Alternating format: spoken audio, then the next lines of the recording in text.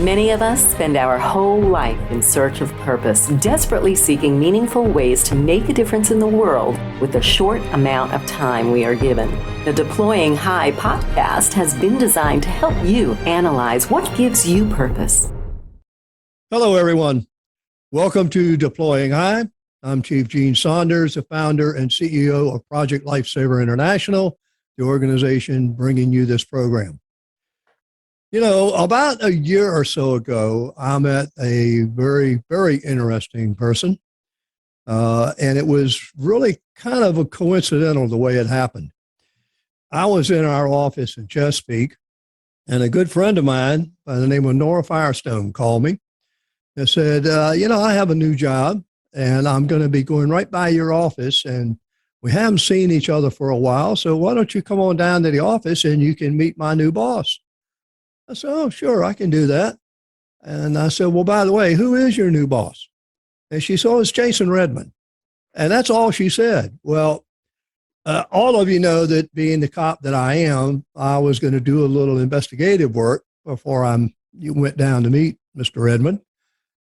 So I'd know a little bit more about him. Well, I was astounded when I started doing the workup. I knew the name was familiar, but I didn't know in what context it was familiar. Well, as I looked it up, I remembered that I had seen all over social media and some news media outlets a story about a Navy SEAL. The Navy SEAL had been wounded overseas and was now in the Bethesda Naval Hospital. And apparently that he had become a little agitated or anxious over some of the people coming in to visit him and coming with an attitude that he really didn't much care for, that of being so sorry and so forth and so on. So he pinned a note to the door, and it pretty much extolled anyone coming into the room. If you come in with the wrong attitude and don't come in here feeling sorry for me. And it went on. Well, I do know that the first note didn't take effect, so he rewrote it and put it on a bright color piece of poster board. Well, that apparently got attention, and one of the fellow SEALs actually pinned his trident to it. And it got so much attention that he ended up meeting the President of the United States over it. He has now parlayed that experience into a very successful writing career. He has written 3 books. He has become a life and leadership coach. He spoke at our last conference in Orlando, and I can tell you it went over so well, and he was so well received that we have been acclaimed to ask him back again, which we have done. And if you have never heard him, you need to come to our conference in August in Orlando. I think you'll be very pleased and astounded at what he has to say. And without going into too much more and taking all the program, I'd like to introduce my guest, very honored guest, Mr. Jason Redman. Hey, Jason. Hey, Chief. How are you? Thanks for having me on. Happy New Year to everybody out there. And a Happy New Year to you, and thank you for being here. You know, the first time I met you, I was astounded at your attitude. You seem to radiate a very positive attitude. I know that you are a big ball of energy. I can see that because you're constantly on the move. What I'd like to do is kind of talk about how did all this come into being? And I know from reading your book, The Trident, which was a very interesting book, that it was not always a positive view. And I think your book sends a very resounding message to anybody that reads it, that no matter where you are or what you are, it can always change it. So let me ask you, you spent 11 years as an enlisted SEAL and 10 years as an officer, correct? That's right. All right, kind of bring us into view as to where was your moment of your aha moment, and tell us how all that built up, because I think people would love to hear about how you took one attitude and swung it into such a positive one. Yeah. So tell us about that. Yeah, absolutely. I think so. I always had a lot of energy. I mean, that was never an issue. I think this ball of energy, I was always, super, always moving. I used to joke that I'm like a shark. If I stopped moving, I'd die. Um, and it, and some of that, when I was younger, that energy might have gotten put into the wrong places. Um, I liked I was willing to work hard, but I also really wanted to play hard. And and coming into a very elite world at a very young age. I mean, I joined the Navy when I was 17. I was still in high school when I joined, a little bit of a troublemaker. I got kicked out of my house when I was 17. And my dad, who had been former Army, I think knew that would be a good path for me. And I had told him I wanted to be a SEAL. So he signed to get me into the Navy at 17. So as soon as I graduated high school, I went off to boot camp and down this path. And being this young man that excelled at an early age and still a little immature, started me down this path that a lot of young men get themselves in trouble in. And I usually don't see this too often in young women. Women out there, hey, kudos to you. You are really a lot smarter than us. Women typically mature faster. They figure things out faster. And guys, man, we're slow. I grew up till I was probably 30. But what happened is even though I was excelling as a young SEAL and as a young man, I was intelligent enough and I was talented enough to do well in my career. I also frequently would make bad decisions. This energy would drive me into making irrational or immature decisions. And still excelling well enough within the SEAL teams to be ranked very high, to do well. I became an instructor. I actually got selected for a commissioning program. And I excelled out of that. But all of that kind of came to a head. I think for all of us, we can excel in this life at a very high level. But at some point, if we are not careful, ego and arrogance will start to erode and will start to harm you. And in some organizations, you can get away with it. I mean, now I speak on leadership all over the world, and I actually see very high-level leaders who, in my opinion, are very dysfunctional leaders, and probably not the most effective leaders. They may be really good at getting things done, and organizations will tolerate that for that reason, but they may not always be the best at bringing people together, or they possibly are limiting their own growth because of some of the more immature decisions that they're making. And that was me in a nutshell. The problem in a career where lives are on the line, this is where things start to get off course. And for me, some of these poor decisions, some of these erratic moments that I was having, what I call 5% moments in my book, led to my downfall. And they led to me making some poor decisions that culminated with a really bad decision on the battlefield in Afghanistan. I made a call on a mission that thankfully nobody was killed, nobody was injured. But the biggest thing that was killed or injured was my professional reputation, because all these little hiccups, all these little bad calls, these 5% moments, they stick in people's minds. I mean, leadership is a journey that never ends. And if you're a leader, it doesn't matter if you're acting like a leader or not, people perceive you as a leader. And when I made this bad call on this mission in Afghanistan, it was kind of the last nail in my coffin that I had been tacking for myself. And a lot of guys just said, hey, man, this guy's dangerous. He's going to make a decision that's going to get us killed.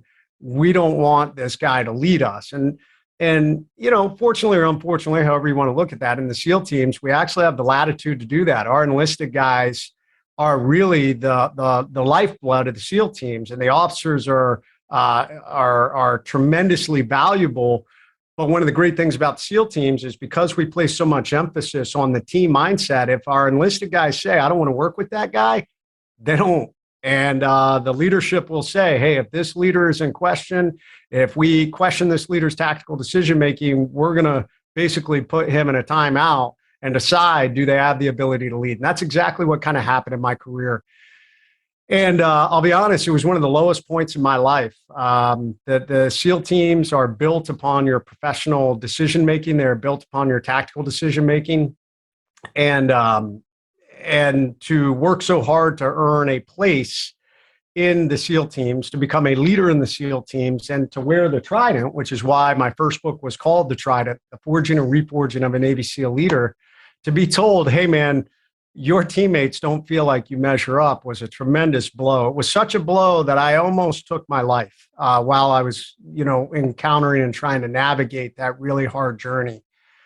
And thankfully, God kind of woke me up and shook me and said, "What are you doing? That's not the way. We don't quit. We figure out how to overcome this." And thankfully, I also had some leaders who believed in me, who said, "Hey, this kid's got potential. We just need to humble him." And that started a whole new journey. It started the aha moment, the epiphany moment. And I'd love to tell you that initial moment where I failed and I was called into question was the aha moment. It actually happened about 5 months later. I got sent to Ranger School, and Ranger School is an awakening anyway. It was, and a lot of people don't realize Ranger School at its heart and soul is a leadership school, and it's a phenomenal leadership school. And it's a leader, and my leadership knew that. They knew that I needed something that was going to humble me and that also really challenged me as a leader. And I always hate saying this, but it is true. And I don't pull any punches on who I am or what I've done. I actually quit Ranger School for a moment. I came into Ranger School with a chip on my shoulder. I still saw myself as a victim, that, hey, I was trying to do good things. I still hadn't awoken yet as a young leader. And I still hadn't kind of come to grips with who I was and some of the mistakes that I made and the ego and arrogance that I'd been carrying. And it was at Ranger School that, with this attitude, this bad attitude that I had in the beginning, I ended up failing an evolution in the first week of Ranger School. And the Ranger instructors, there's a lot of friendly animosity between Rangers and SEALs. And I was the only SEAL in the class, and I got a lot of extra attention. And when I failed this evolution, the Ranger instructors really pounced on me. And like I said, I had a bad attitude, and I had weak emotional leadership at that time. And I exploded on them and basically told them they could take that Ranger course and stick it where the sun doesn't shine. And they immediately jumped on me and said, "Oh, okay, well, are you quitting?" And I said, "Yes." I immediately regretted it, but it, you can't take back a bullet you've already fired. And that's a really important point in this life. Oftentimes it's really important to manage this, this muzzle we have in the bottom of our face, because frequently we will release rounds that are really hard to take back. No different with a gun. Oftentimes it's more important to not take a shot than to take a shot. And it was in that moment that it started a little bit of a domino progression that almost could have really ended my career. And thankfully, there were some great leaders, including the Ranger School commandant, the colonel of Ranger School, and my SEAL commanding, or the SEAL officer who had been my commanding officer and now was our major commander on the East Coast. And the two of them were friends. And they gave me a second chance and allowed me to go back. I had to start over a whole new Ranger School class. I ended up in Ranger School jail for a month, where I walked around Fort Benning, Georgia, picking up trash for a month.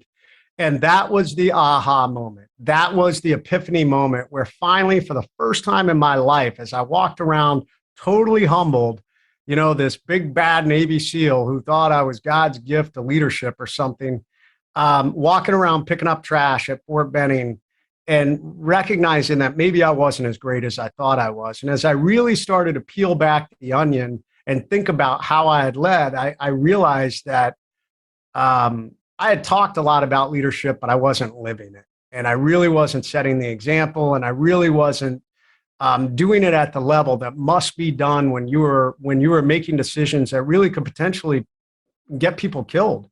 As we're sending people out on battlefields and in missions and things like that. So that was the aha moment. And that really started a journey of leadership that's continued to this day.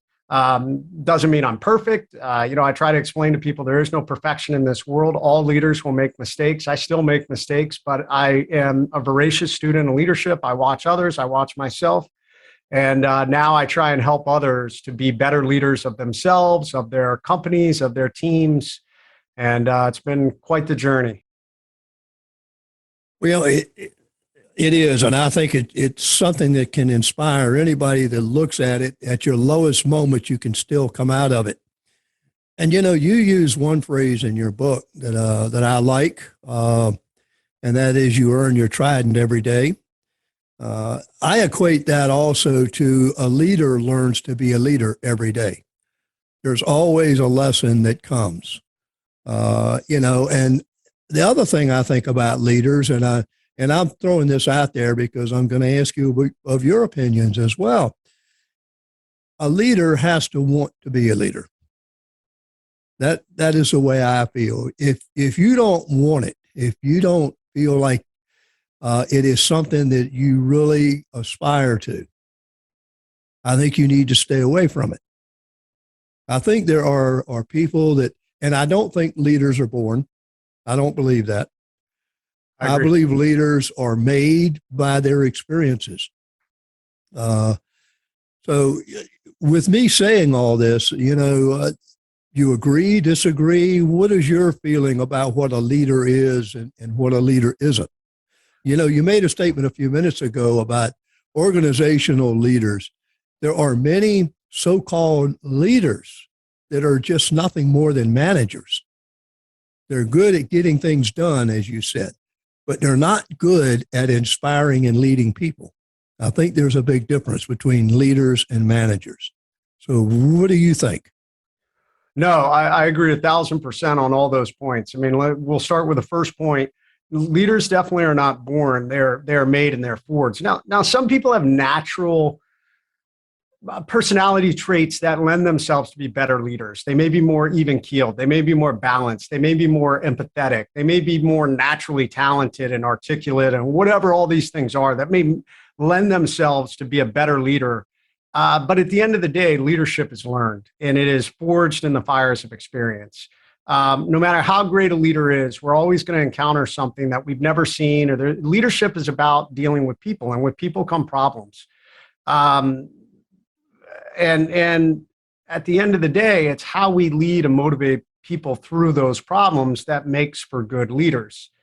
In this day and age, Gene, I think you're right. There is in corporate America today, and not even in corporate America, in America in general, I think there is a blending and a confusion that's occurring between managing and leading. And at the end of the day, and there's even a confusion, in my opinion, about how we lead. There's an evolution of leadership. I think probably 50 years ago, the leadership style of do as I say and not as I do actually still worked. And there can be some that can argue that that was a good thing or not. I'm not sure I agree with that. I personally believe that leadership by example is the strongest form of leadership. And it is the foundation of what I teach in the 3 rules of leadership. Number 1, 75% of leadership is how you lead yourself, how you set the example, how you build structure and discipline into your life, how you maintain positivity in the face of negativity. And from there, then it gets into leading others. And it's not telling others what to do. It's providing them the resources. It's motivating them, inspiring them, and understanding how they can be a great member of your team, and then holding them accountable. And then rule number 3 is leading always. You can't pick and choose when you're going to lead. And I think that's where in the modern day of leadership, there are still leaders that have the old school mindset of, hey, do as I say, not as I do, which is probably one of the worst things you can do in an environment where you're trying to bring people together in solid teams and motivate and inspire them. I mean, there's a lot of us out there that have worked for a leader who used that style of leadership. And that style of leadership is you're doing what that person wants because they told you to, not because you want to. And that does not build a good culture within a team or an organization. If you can motivate and inspire people to do it because they want to, this is where you will forge tremendous culture and teams within an organization. But it all starts with you. The last piece is the leaders who a lot of organizations tolerate because they do get stuff done. But I think they fail to understand one critical principle, that leadership is leading everybody within an organization and everybody around you, including the people that may not like you or may not disagree with how you lead. And this is where a leader has to be balanced. This is where a leader has to understand, hey, I'm not just leading all the people who are behind me and support me. I'm also leading the ones who may not. And I got to do my best to win them over and to find this balance where I bring everybody together within a team. Political leaders right now, I think, have lost sight of this. We're so divided on both sides of the spectrum that suddenly, even at the highest levels of leadership, I mean, on both our last, I don't know, in the last several presidents we've had, I feel like these presidents have forgotten that, you're leading all of America. Even if part of America that you don't like, that may not support you in the decision making, guess what? It's your job to still lead them. It's your job to still bring them back together. And I think that's something we're losing here in America. And I think leaders need to wake up and understand that at the end of the day, if you are a leader, it is a choice, and it is your job to lead everyone, not just the people that support you. And that lends itself to a principle I call the leadership wrecking ball. It's the leader that gets things done, but they'll just knock down anything in their path to make it happen. And what's dangerous is some organizations will tolerate that because they still manage to get things done, but it leaves a path of destruction behind them. But the one thing I found, and by the way, I don't know if I ever told you this, but I was a Ranger School grad. So I know about the 60 days of abuse. So in fact, a good friend of mine was a commandant when I went through, Colonel Tex Turner, who now lives in Williamsburg. But anyway, you're talking about the wrecking ball, and I agree with you. However, I think there are times, and a leader needs to learn when he or she needs to step out there and let it be known. And I think a lot of it goes to, as you stated in your book about the mission and so forth, it goes to the welfare and the successfulness of the mission, knowing what it's going to take, and not wanting to go second best, not leading your people into something you know is going to be a disaster because you're not getting the support you need. And I can identify with some of that, and this is certainly, and you're talking about how you almost wrecked your career. I know what that's like. I can tell you, I know exactly what that's like, because some of your leadership sometimes is not in tune with what you're doing or what your unit is doing. And that we all know that those things happen, but and I think leaders need to forge a style. There's one thing, and I was fortunate enough to used to teach some leadership, and that's why I agree and love your approach to it and what you say. I'm sure, being Ranger School, you remember the 11 principles of leadership that was hammered all the time. Well, I believe there's a couple of more besides those 11. Besides the technically and tactically proficient and know your men in the welfare, look out, so forth, seek responsibility, take responsibility for your actions. I think there's one more, and I used to use a movie called Patton with George C. Scott. And there was one scene in there where he's trying to move on Bastogne. And I don't know if you've seen the movie or not. Knowing you probably have, and I'm sure you'll remember this. And I use it all the time in my classes. And the weather was going against him, and his staff was complaining. And he went into a rage and basically said, there are good men dying out there. We're going to get there. Pretty much come hell or high water, we're going to get there. Well, and then he calls the chaplain in and says, I want a weather prayer. Well, following that, his aide comes up to him. and says, General, your staff sometimes can't tell the difference between when you're acting and when you're not. And I thought his response was tremendous. He said, it's not important for them to know. It's important for me to know. And I believe leaders, and reading your book, you developed it, have to have a degree of showmanship. They have to know when to turn it on and when not to turn it on. So whether, how do you feel about that? I agree. I mean, there is a time that, I'll even take a step back. I don't mean people are going to disagree with you in leadership, and it doesn't mean that you're soft and just bow down to what they want. There is a hard and soft time for leadership, and that's why balance is so critical. When things are not critical, this is when we're trying to build our teams and we're trying to bring people together to the center to accomplish our mission. But at the end of the day, it has to be about the mission. Whatever team you are a part of, it has to be about accomplishing that mission. And everybody on that team has to understand that. It's in the most critical times, though, in the most high stress times. Awesome example with Patton. They had to get to Bastogne. And it became at that point that, guess what? Regardless of your hopes, fears, desires, guess what? This is happening. And it was at that point that Patton had to stand up and say, this is what we're doing. Although Patton had built tremendous credibility before that moment. He really had set the example with everything that he had done. I mean, Patton was always out on the front lines, man. Patton went out there and he led his men from the front. And I think there's tremendous power in this, because then when those moments come where you say, hey, shut your mouth. This is what's happening right now. Let's go. Even if they may disagree, they know that you've got their back. They know that you're willing to go before them to make that happen. And I think that is critical, but you got to build that foundation. Yeah, even though Patton did have, as both of us know, his detractors, most of them were above him. So it's funny how some of that works sometimes.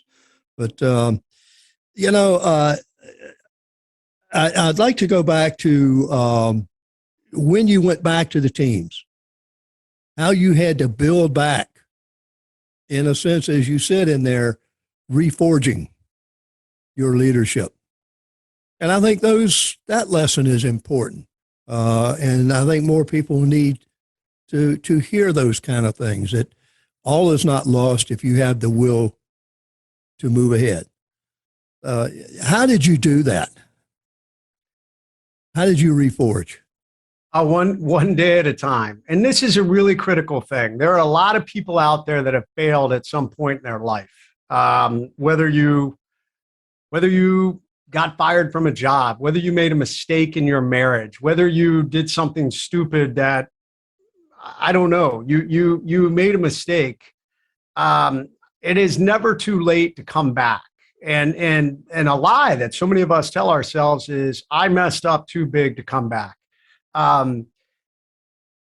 You may never be able to go back to the exact point you were before that mistake occurred, but I'll tell you what, there is a path forward, but it starts with you, and it starts with taking one step at a time. So people who coach with me or listen to what I talk about, I frequently talk about it is never too late. And I thought it was too late. When I quit in Ranger School, I thought that it was the final straw that had ended my career. And I literally called my wife that night and said, hey, I'm coming home, and I guess I'm going to get kicked out of the Navy. And I was supposed to speak to the Ranger Colonel the next morning, who then I later talked to the Group 2 Commodore, my boss, Captain Vince Peterson, my overall boss. And Vince was probably one of the greatest leaders in the SEAL teams ever. Man with tremendous, Patton level respect throughout the SEAL teams. And I remember when he got on the phone, and I kind of vomited, emotionally vomited everything that had occurred, and that I had gotten thrown under the bus and all this victim BS. But what I finished with was, sir, I've made too many mistakes that, the guys will never follow me again. And I don't see how I don't see how I can recover from this. And he said to me, and this was probably, it is the basis and really the aha moment where everything started to move forward and the basis of a lot of the leadership that he teaches. He said, Red, people will follow you if you give them a reason to. He said, that's leadership at its heart and soul. So he said, go back, get in this course, kick it in the ass, and come back to the SEAL teams and give the guys a reason to follow you. And I think that's the most critical thing. And it takes time. Leadership takes time. Whether you're a brand new leader or you're a seasoned leader, if you make a mistake, it's amazing. You could have 100 attaboy amazing moments, and it only takes one oh shit to destroy your credibility as a leader. And to build that credibility back up, it takes time. And that's what I recognized. And I told myself, okay, this is where the 3 rules of leadership came about. I told myself, okay, the guys don't want to follow you right now. So number 1, lead yourself. That is all you're going to focus on. If there is a moment that you're told that you're leading an evolution where you're leading other guys, it starts with leading yourself. Show them you have the ability to do whatever it is we're doing at a high level. And then from there, motivate and inspire them, give them the guidelines, and then let them go out and lead. But at the end of the day, show them you have the ability to do it too. And I had to do that every day. Every day I woke up and I knew that I knew the odds were stacked against me. I knew that there were guys who didn't like me. They didn't like me because I had made that mistake. And and rightfully so, they questioned, could this guy lead us and make the right decisions that do not get us killed? And at the end of the day, in a job where your life is on the line, that's a critical question. So it took a couple of years of building myself back up, probably about, 15 months. I started to win over some of the guys and made friendships with some of the guys. And it was probably at least a year and a half before I really started to turn the tide. And that was when we had gotten into Iraq and we were starting to see some pretty heavy combat. I was making good calls and showing I had the ability to do that job. But really, it was almost 2 years before I fully won everybody over. And even now, when I say won everybody over, that's not everybody. I mean, there's still guys in the SEAL teams that hate my guts. They don't know me. They don't personally know me. They would never read my book. They have no idea what's in my book. In their mind, I wrote a book just touting what an amazing leader I was. But what they know in their mind is, oh, he's that guy that screwed up in Afghanistan. I'll never support that guy again. And that's fine. That's the world we live in. At the end of the day, it's you looking in a mirror and saying, hey, man, I did everything I could to lead myself at the highest level. And you will then have the people that follow you because you're setting that example. And for the outliers who, never want to give you that second chance, oh, well. Well, it appears to me you've succeeded very well, Jason, just from my point of view. Moving to something else, you talk about what it took to come back and reforge and be a leader again, but you had a devastating injury. What within you, or what did you have to do to bring it back from that injury, to bring yourself back from that injury? And I've read the book, so I know what you say in the book, but our listeners don't know. And I think they should know, because a lot of people go through the same things, and maybe something that is said here today, like the telephone call you had with your Commodore, rang that bell. Maybe something said here today will ring one person's bell, and then it's all worth it. So tell us, how did you bring yourself back from that devastating injury? So it's an interesting thing with the injury, and life works in mysterious ways. I am a Christian, so I think God places things in your path that prepare you for future moments.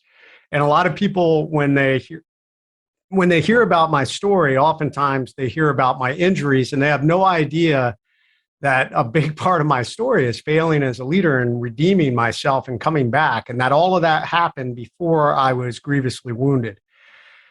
And the reality is, my failure as a leader and having to go through that 2-year journey of day in and day out of getting up and grinding, despite knowing that there was a lot of negative energy towards me, built a tremendous overcome mindset. And that's really what book number 2, Overcome, is about.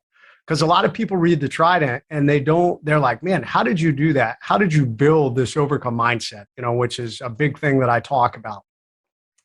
And the thing that I tell people is an overcome mindset cannot be created by doing easy things. It cannot just suddenly be turned on. An overcome mindset is forged over time by doing hard things, by facing hard problems, by driving through uncomfortable situations. As leaders, it's raising your hand and volunteering, even for the things that you don't want to do, because guess what? You learn the most in navigating the path of the things that you don't want to do, on figuring out how do we get out of these hard situations that maybe I really don't want to be in, but guess what? I'm in it. And I got to figure out how to navigate through. And those 2 years really, really built a tremendous foundation for me in the 5 key areas of leadership I call the Pentagon of peak performance. Physically, I was strong. So physical leadership, mental leadership. I had really challenged my beliefs. I had studied hard on leadership. Was just a voracious student of leadership.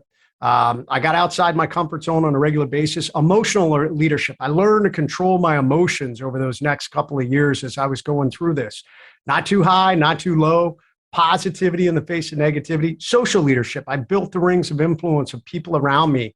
And then the last one, spiritual leadership. So all of that was at a height. I was super well balanced in those 5 areas. So when I got wounded, I remember thinking to myself, okay, this sucks, but guess what? You just got done walking probably the hardest path you've ever walked. So, this is different, but guess what? It really is the same in some manner. And you're going to overcome this no different than you overcome that, one step at a time, one surgery at a time, one PT session at a time. And at the end of the day, that's what it's about. So it takes time to build those things. And what you need to do is look for things that you can do. If you're a leader, volunteer for things that you don't want to do. Do workouts that are hard. I am really advocating in 2022, men especially, get out and fight. Go train in martial arts. Learn a weapon. Why? Because when you train in these things, it forces you out of your comfort zone. And you are having to overcome inner doubts and disbeliefs, and you're physically uncomfortable when you're learning to strike, or you're sparring with someone, or you're grappling with somebody in jiu-jitsu. Any of these things help build an overcome mindset. And that's what will prepare you to get through the hard moments in your life when they come. I couldn't agree more, seriously, because I think one of the things our country is lacking right now is leaders that are stepping forward to take this country back into control and repair some of the decisiveness or divisiveness, I should say, that is going on right now. But we're not going to delve into politics. But how I've heard your lecture and I enjoyed it. I learned a lot from it. I think any time that you can listen to somebody that has something good to say and you learn from it, you benefit. How could somebody that may want to get you to speak to them get in touch with you? Yeah, thanks, Chief. Absolutely. Go to jasonredman.com. That's my main website where you can book me for speaking. I do workshops. I also do coaching. So I do one-on-one coaching. I just launched my first mastermind called the Point Man for Life Mastermind, and it's about defining your mission in this life. The military is so effective because we have a clearly defined mission. Companies who have a clearly defined mission are more effective and that follow that. So I really encourage individuals to do the same thing. So you can find me at jasonredman.com. I'm on all the socials. I put out nothing but positive content about leadership, about how we should lead ourselves. And really in line, Chief, with what you said, I am in 2022 really focusing on men stepping up and being better leaders, producers and protectors. That's what men need to be. And we need more men, especially in this country in this day and age, step up and do that. And that's what I am trying to put out and what I'm trying to help individuals to do. Well, that's a great message, Jason, and I appreciate it. And I urge anyone that may be listening today that is in a decision-making role in their company or corporation, reach out to Jason. I think that the leadership principles and the other credo he calls getting off the X is something that is going to benefit your company, benefit you, and benefit you in your mission. Maybe your company is floundering. Maybe it needs to redefine its mission and set a goal so that it is bringing all of it into view, which is what we're trying to do here today, bring it all into view. Also, I urge you to get his books, the Point Man Planner, the Trident. I do have all three of his books. Unfortunately, as I told him when we started, I loaned one of mine out, Overcome. I don't know if I'll ever see it again, but I've been assured I can get another one. So hopefully I will have it back in my possession shortly. However, I want to thank Jason for being here today. His words have been tremendous and beneficial, and you have been listening to Deploying High. I'm Chief Gene Saunders, your host, the founder and CEO of Project Lifesaver International. And if you haven't already subscribed, please do so to our podcast and our YouTube channel. Jason, thank you again, and Happy New Year to you and your family. And if you don't see him before then, come to our conference because he'll be there then, and I think you'll really enjoy it. Thank you, Jason. Have a great one. Thank you, Chief. Thanks for having me on. Thanks for listening to this episode of the Deploying High podcast with Chief Gene Saunders, brought to you by Project Lifesaver International. Deploying High would like to thank all of our supporters across the country and around the world. If you'd like to help support the podcast, please subscribe to our channel, make a donation, and don't forget to tell a friend about us. All proceeds from the Deploying High podcast go to support Project Lifesaver International, online at projectlifesaver.org, the original 501c3 nonprofit organization.